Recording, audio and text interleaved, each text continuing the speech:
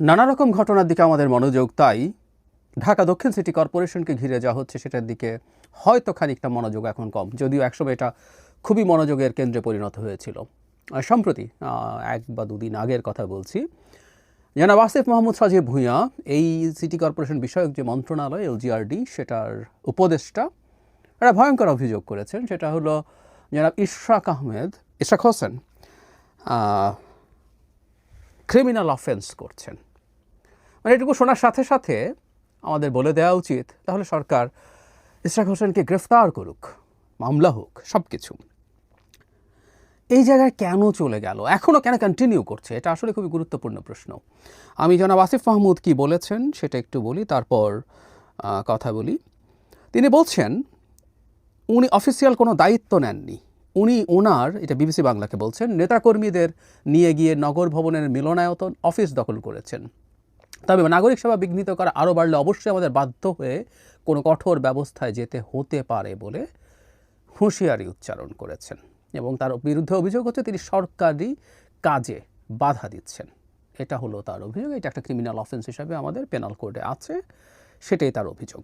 এখন সর্বশেষ আমরা জানি জনাব ইশরাক হোসেন সিটি কর্পোরেশনে গেছেন, সেখানে তিনি মাননীয় মেয়র এরকম একটা ব্যানার লেখা জায়গায় তিনি ওখানকার কর্মচারীদের সাথে মত বিনিময় করেছেন।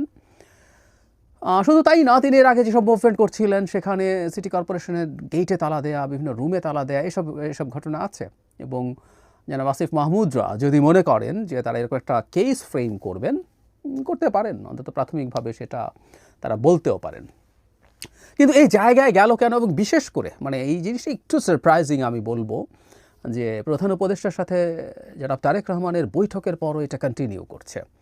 আমরা একটু পেছনে যাই এবং আমি এটা খুব ব্যর্থহীন ভাষায় বলতে চাই, সেটা হলো ইশরাক হোসেনকে এই দায়িত্ব দিচ্ছে না সরকার নিজে, এবং প্রধান উপদেষ্টা এটার অংশ। আমি রিপিট করছি, ইশরাক হোসেন যে দায়িত্ব পাবেন না, তাকে যে দায়িত্ব দেয়া হবে না, এটা প্রধান উপদেষ্টা সহ উপদেষ্টা পরিষদের সিদ্ধান্ত। এটা এককভাবে জনাব আসিফ মাহমুদ সজীব ভূঁইয়ার মনে হয়েছে বলে দিচ্ছি না, ব্যাপারটা এইরকম না। তিনি সামনে আছেন এবং তিনি অবশ্যই চান না। তিনি কেন চান না, নানান আলাপ আলোচনা আছে, আমি সেটাও একটু বলে নিতে চাই। খুব সম্প্রতি গতকালই সম্ভবত একটা অডিও রেকর্ড আমাদের সামনে এসছে, যেখানে গাজীপুরের মেয়র নিয়োগের জন্য, প্রশাসক নিয়োগের জন্য বিরাট অঙ্কের ঘুষ লেনদেনের আলাপ আছে। আমরা নিশ্চিতভাবে বলতে পারবো না, কিন্তু অভিযোগ আছে নানান রকম। এবং তারই APSকে দুর্নীতির জন্য দুদক ডেকেছে, তার বিদেশ যাত্রা নিষিদ্ধ করেছে। এবং আমরা তখনই একটা কথা বলছিলাম, APS টাকা খায়, APS অসৎ, APSের বিরুদ্ধে বহু টাকা দুর্নীতির অভিযোগ দীর্ঘদিন থেকে ছিল। কিন্তু তিনি যার APS, তিনি একেবারে পুত পবিত্র, তার চরিত্র ফুলের মতো পবিত্র, এটা তো হওয়ার কথা না। সুতরাং জনাব আসিফ মাহমুদের বিরুদ্ধে আসলে অভিযোগ অনেক দিন থেকেই ছিল। তাহলে জনাব ইশরাক যদি এখানে দায়িত্বে না থাকেন, এখানে যদি প্রশাসক নিয়োগ করা যায়, এই নিয়োগ বাণিজ্য হতেও পারে। আমি কনফিডেন্টলি বলছি না, এটাও একটা ব্যাখ্যা হতে পারে, এখানে প্রভাব রাখার চিন্তা হতে পারে। কিন্তু যে কথাটা বলছিলাম, এটা আদতে প্রধান উপদেষ্টা সহ উপদেষ্টা পরিষদের সিদ্ধান্ত। কারণ দিনের পর দিন এটা নিয়ে সংকট চলছে। প্রাথমিকভাবে নগর ভবনের ওখানে গিয়ে জনাব ইশরাকের সমর্থকরা সেখানে বিক্ষোভ দেখাচ্ছিলেন, সেখানে একটু চাপ তৈরি করার জন্য তারা তালা দিচ্ছিলেন গেইটে, বিভিন্ন রুমে। তারপর 2-3 দিন তারা রাস্তা ব্লকও করেছিলেন। সো এই যে জনজীবনে যে দুর্ভোগের কথা বলা হয়, সব কিছু যখন হচ্ছে, এটা নিশ্চয়ই উপদেষ্টা পরিষদের মিটিংয়ে আলোচিত হয়েছে। আমরা নিশ্চয়ই জানি যখন উপদেষ্টা পরিষদ বসে, তখন বিভিন্ন মন্ত্রণালয়ের গুরুত্বপূর্ণ সিদ্ধান্তগুলো, গুরুত্বপূর্ণ ইস্যুগুলো নিয়ে উপদেষ্টা পরিষদ কালেকটিভলি সিদ্ধান্ত নেওয়ার চেষ্টা করেন। তো সেই কাজ তো নিশ্চয়ই তারা করেছেন। সেই কাজ তারা যখন করতে যাচ্ছেন, তখন খুব স্বাভাবিকভাবে ইস্যু এসেছিল। এবং জনাব আসিফ মাহমুদ সজীব ভূঁইয়া যদি এককভাবে কাজটা করে এবং সেটা যদি ঠিক বলে মনে না করে উপদেষ্টা পরিষদ, তাহলে তো খুব স্বাভাবিক কথা যে তাকে বলা হতো যে জনাব ইশরাককে শপথ দিয়ে দিন। কিন্তু সেটা তো হয়নি। তার মানে উপদেষ্টা পরিষদের পেছনে আছে। আবার একই সাথে জনাব ইশরাক যখন এটা করছেন, সেটা দলের সিদ্ধান্ত কতটা জানি না, কিন্তু দলের এন্ডোর্সমেন্ট আছে, দলের সমর্থন আছে। ওনার এটা যদি দল পছন্দ না করতো, তাকে নিশ্চয়ই দলের পক্ষ থেকে, দলের সর্বোচ্চ পর্যায়ে থেকে বার্তা দেওয়া হতো যে তুমি থেমে যাও, তুমি আর এটা কন্টিনিউ করো না। এখন না, আরও বেশ আগেই হতে পারতো সেটা। সুতরাং জনাব ইশরাক শুধুমাত্র তার সিদ্ধান্তে এটা করে বেড়াচ্ছেন তা না। আমি প্রথম যখন এটা হচ্ছিল, তখন আমি এটাকে আসলে একটা প্রক্সি ওয়ার বলছিলাম। এটা আসলে একটা শক্তি পরীক্ষার ক্ষেত্রে পরিণত করা হয়েছে। সরকার বিএনপির শক্তি দেখতে চাইছে, বিএনপিও সরকারকে চাপ দিয়ে তার দাবি অর্জন করতে পারে কিনা দেখতে চাইছিল। বাকি যা যা লিগ্যাল আলোচনা এগুলো একেবারে বাকওয়াজ, কারণ আমি ওই নিটিগ্রিটিতে যাচ্ছি না। হাস্যকর সব যুক্তি সরকারের দিক থেকে দেয়া হয়েছে এবং এই সরকারের একটা নজির আছে, যদিও সরকার বলছে সে সময় একজন ভিন্ন এলজিআরডি উপদেষ্টা ছিলেন। এলজিআরডির উপদেষ্টা যদি জনাব হাসান আরিফ, উনি মারা গেছেন, যদি ভিন্ন একজন থাকেন তার জন্য আইন ভিন্ন হবে, তা তো হতে পারে না।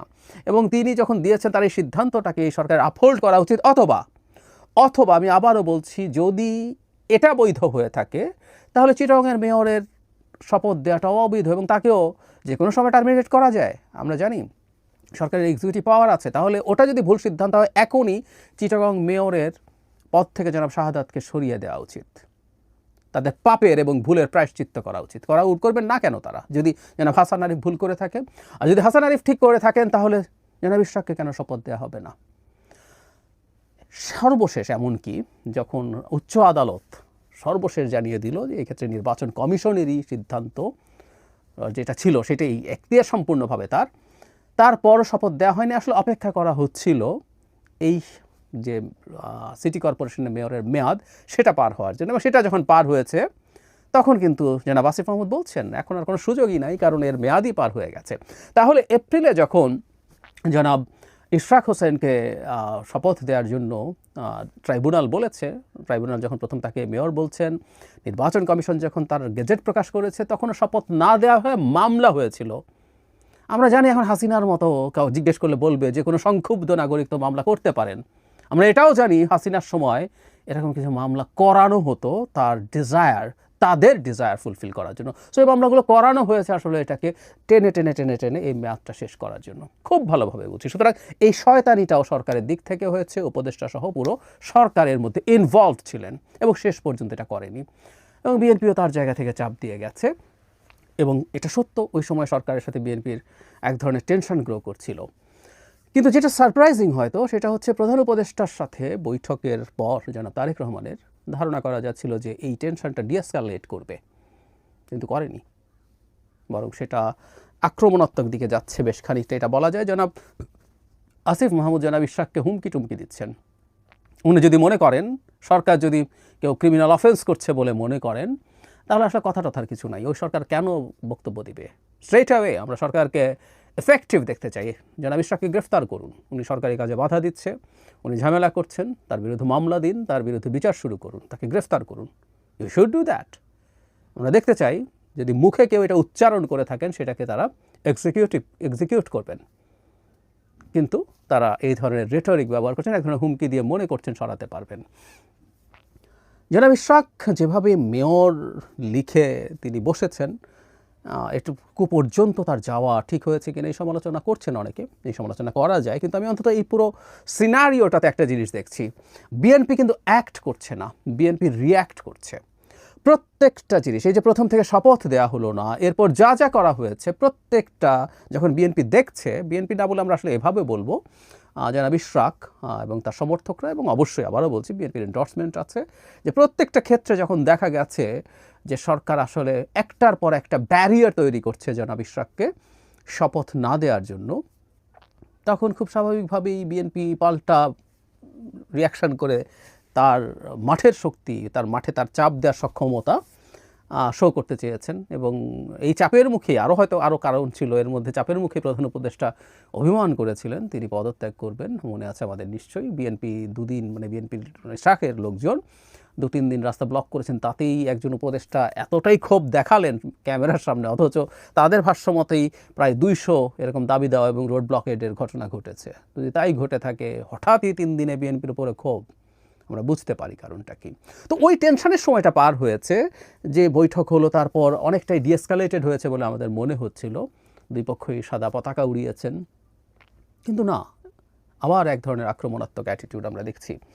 এবং আমি মনে করি যেটা জনাব ইশরাক যে অভিযোগ করেছেন, জনাব আসিফ মাহমুদ শপথ ভঙ্গের মতো কাজ করেছেন, যেহেতু তিনি প্রাথমিকভাবে দায়িত্বপ্রাপ্ত, আমরা সরকারের আগে এই উপদেষ্টাকেই বলবো, তিনি অনুরাগ বিরাগের বশবর্তী না হয়ে কাজ করার জন্য শপথ নিয়েছিলেন, কিন্তু তিনি বিরাগের বশবর্তী হয়ে জনাব ইশরাকের বিরুদ্ধে অবস্থান নিয়েছেন, এটা মনে করা যথেষ্টের বেশি যৌক্তিক কারণ আছে। এবং এই ব্যাপারে বিএনপিও যে খুব সিরিয়াস, আর একটা প্রমাণ হলো জনাব তারেক রহমান যেদিন 31 মানে ডিসেম্বরের মধ্যে নির্বাচন হতে হবে, খুব টাফ ভাষায় বলেছিলেন, সেদিন জনাব ইশরাকও একটা আলোচনার মধ্যে তার বক্তব্যের মধ্যে এনেছিলেন এবং ওনার বিরক্তি আমরা খেয়াল করেছি, হুইচ ইজ লজিক্যাল, যে সরকারের দিক থেকে এই ধরনের আচরণ করা। কিন্তু এখনও এটা কন্টিনিউ করছে। আমি সরকার কেন এটা মনে করছে যে তারা এখনও বিএনপির সাথে এই ধরনের একটা অবস্থান বজায় রাখবে, নাকি এটা নেহায়াতি একজন প্রশাসক নিয়োগ করা জনিত উপার্জন অথবা অন্য কোনো স্বার্থের কারণে, সেটা দেখা দরকার আছে। আর বিএনপি আমার মনে হয় এখান থেকে খুব বেশি সরেও আসবে না। আমি ব্যক্তিগতভাবে মনে করি বিএনপি মাঠে তার অবস্থান কোনো না কোনো ফর্মে রাখার চেষ্টা করবে। ফেব্রুয়ারিতে নির্বাচনের একটা প্রাথমিক ঐক্যমত্য হলেও দেয়ার আর মেনি প্লেয়ার্স, পেছনে পেছনে খেলছেন মানুষ আছে, সরকারের ভেতরে আছে, বাইরে আছে। সো কোনো না কোনো ফর্মে বিএনপি মাঠে থাকার চিন্তা করবে। সেটা এখন এই জনাব ইশরাক ইস্যুতে থাকার চিন্তা করতে পারে, ভবিষ্যতে তার খুব ব্লকেট টাইপের কিছু না, কিন্তু মিছিল সমাবেশ এগুলো সম্ভবত সে কন্টিনিউ করবে, যদিও সামনের সময়টা আবহাওয়ার দিক থেকে খুব ভালো না, ঝড় বৃষ্টি চলবে। এটা পেরিয়ে যাওয়ার পরও বিএনপি আমার মনে হয় তার মাঠের অবস্থান সরাবে না, এবং সরকার যদি এটার একটা কোনো ধরনের ভিন্ন কোনো ধরনের সুরাহা না করে, বিশেষ করে তার টেনেও শেষ হয়ে গেছে এটা বলে আর শপথ দেওয়া যাবে না, আমার মনে হয় না বিদ্যমান পরিস্থিতিতে এটা একটা সমাধানের পথ হতে পারে। দুই পক্ষই এখন তাদের মধ্যে আলোচনা করতে হবে, এবং আলোচনার মাধ্যমে যারা ইশরাককে কোনো না কোনোভাবে সিটি কর্পোরেশনে কি করা যেতে পারে সেটা আলোচনার মাধ্যমে ঠিক করে তারা একটা সমাধান করতে হবে।